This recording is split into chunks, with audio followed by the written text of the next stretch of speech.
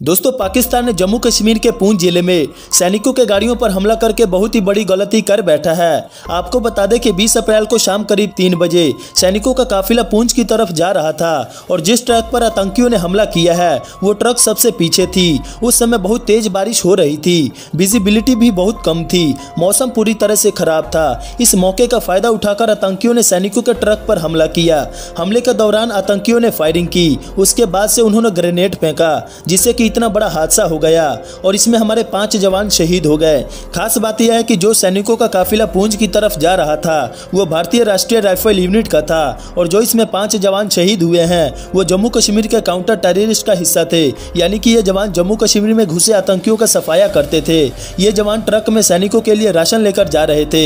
गाड़ी में कुल 6 लोग थे, 5 सैनिक और 1 ड्राइवर। इतने बड़े आतंकी हमले के पीछे PAFF आतंकी संगठन का हाथ बताया जा रहा है। यह आतंकी संगठन जैसे का ही एक अलग शाखा है और इनका मेन मकसद होता है जम्मू कश्मीर के लोगों को पत्थरबाजी सिखाना, इस्लाम धर्म के नाम पर हथियार चलाना और भारत के विरुद्ध भड़काने का काम करते हैं, जिससे कि इन लोगों का ब्रेन वॉश कर लिया जाता है। इसीलिए वो सैनिक और नेताओं पर हमला करने के लिए तैयार हो जाते हैं। PAFF यानी कि पीपल एंटी फैसिस्ट फ्रंट ये ज्यादा पुराना आतंकी संगठन नहीं है, बल्कि इनका गठन वर्ष 2019 में हुआ था।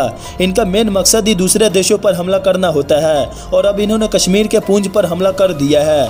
6 में से 5 सैनिकों की शहादत के बाद पूरा देश गुस्से में है और अभी एक जवान के अस्पताल में इलाज चल रहा है। लेकिन अब भारत भी चुप रहने वाला नहीं है। जब जब पाकिस्तान ने भारत पर हमला किया है तब तब उसे करारा जवाब मिला है। आपको याद ही होगा कि साल 2019 में पुलवामा में इसी तरह से जब सैनिकों के गाड़ियों का काफिला जा रहा था तो सैनिकों के गाड़ियों से एक आतंकियों का कार आकर टकरा गई थी और इससे बहुत बड़ा विस्फोट हो गया था और इस हमले में 40 जवान मारे गए थे और इस हमले में भी पाकिस्तान का ही हाथ बताया गया था। इस हमले का पूरा देश बदला लेना चाहता था। फिर रात के अंधेरे में हमारे जवानों ने बालाकोट में घुसकर एयर सर्जिकल स्ट्राइक किया और 4 बम गिराकर उनके 300 से भी ज्यादा आतंकियों को ढेर कर दिया गया था। अब इसी वजह से पाकिस्तान को फिर से सर्जिकल स्ट्राइक का डर सता रहा है। पाकिस्तान के न्यूज में यह दिखाया जा रहा है कि भारत के सैनिकों पर हमने हमला नहीं किया और वो हमारे पर इल्जाम लगा रहे हैं। ये कहीं मोदी से भूल हो गई है। अब पाकिस्तान कुछ दिनों से पूरी तरह से बेचैन है। वो सोच रहा है कि अगर भारत हमारे पर सर्जिकल स्ट्राइक करेगा तो क्या होगा।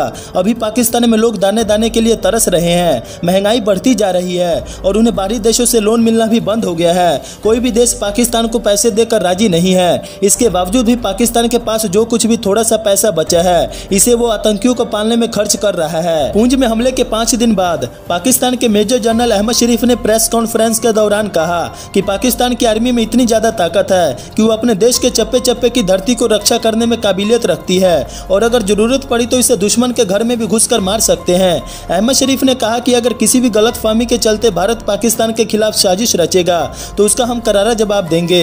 अब आप ही सोचिए कि दोस्तों, पाकिस्तान के पास टैंक में डीजल डलवाने के लिए पैसे नहीं बचे हैं तो फिर पाकिस्तान भारत के सामने कितना देर ही टिक पाएगा। पाकिस्तान अपने मुल्क को लेकर ऐसे कई बयान देता रहता है, लेकिन पाकिस्तान के इन गिदड़ भभकी से भारत डरने वाला नहीं है। अब तो पाकिस्तान ने गलती कर दी है, अब बारी हमारी है। भारत भी अब पहले की तरह चुप बैठने वालों में से नहीं है। अब अगर भारत पर कोई हमला करे तो उसका तुरंत जवाब दिया जाता है। इसी की वजह से पाकिस्तान में डर का माहौल बना है कि भारत अब हमारे पर सर्जिकल स्ट्राइक करेगा। कश्मीर के G20 बैठक से पाकिस्तान पूरी तरह से सहमा पड़ा है। SCO में भारत के बढ़ते कद से पाकिस्तान बेचैन है, इसीलिए वो अपने बयानों के जरिए भारत के खिलाफ माहौल बना रहा है। अब चाहे कुछ भी हो जाए, पाकिस्तान भारत के सर्जिकल स्ट्राइक से अपने आप को बचा नहीं पाएगा। तो दोस्तों, पाकिस्तान के इस हमले के बारे में आपका क्या राय है हमें कमेंट सेक्शन में जरूर बताएं और इस वीडियो को लाइक करके चैनल को सब्सक्राइब करके नोटिफिकेशन को ऑन कर लें ताकि हमारी आने वाली अगली वीडियो सबसे पहले आप तक पहुंचे।